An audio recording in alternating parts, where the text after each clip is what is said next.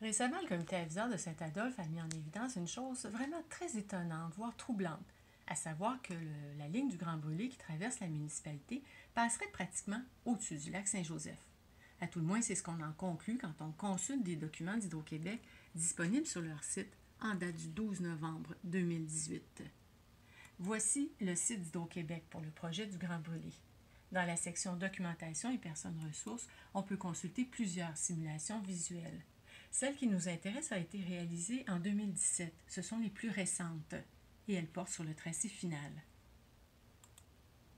Dans ce document, on voit le point de vue depuis le lac Saint-Joseph. En rouge, sur la carte, c'est le tracé original et en mauve, le tracé final.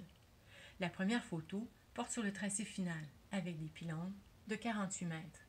À l'origine, les pylônes faisaient une dizaine de mètres de plus, soit 60 mètres. C'est ce qu'on voit ici sur cette deuxième simulation. Quand on zoome dans l'image, on se retrouve à peu près du point de vue d'un observateur qui se situerait sur le lac Saint-Joseph.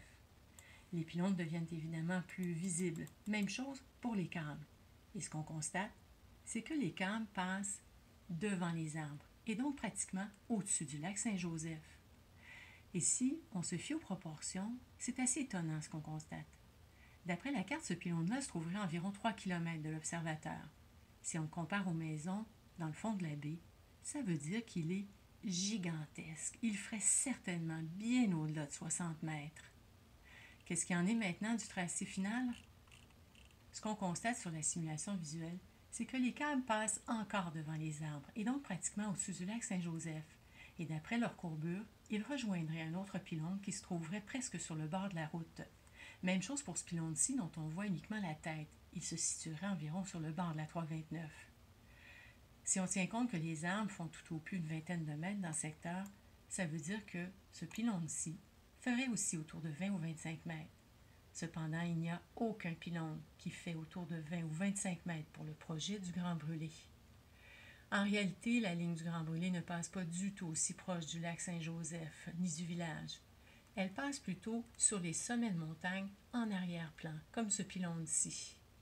Ce qu'on peut donc en conclure, c'est que cette simulation visuelle a été réalisée sans aucune rigueur. C'est un travail en apparence bâclé.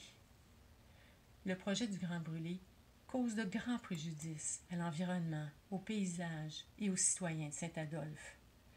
Récemment, avec toute la question des déversements de sédiments, de la pollution des lacs et des cours d'eau par les chantiers d'Hydro-Québec, c'est une grande négligence qui a été mise en évidence. Et on s'explique mal que le gouvernement continue à aller de l'avant. Si un projet cause des préjudices importants aux citoyens et à leur environnement, peu importe son avancement, il doit être réévalué. Le projet du Grand Brûlé, dans sa forme actuelle, est un mauvais projet pour Saint-Adolphe et son environnement, et aussi pour ses paysages, et rien ne justifie qu'il soit poursuivi. Permettre à Hydro-Québec d'aller de l'avant reviendrait à cautionner leur manque de rigueur dans les projets à venir. Le gouvernement précédent a permis la réalisation de ce mauvais projet. Le gouvernement de la CAQ, tel qu'il s'y est engagé, a maintenant la responsabilité de le rendre socialement acceptable. Et pour ça, il doit respecter ses engagements, suspendre les travaux, se pencher sur les différentes solutions, dont l'enfouissement.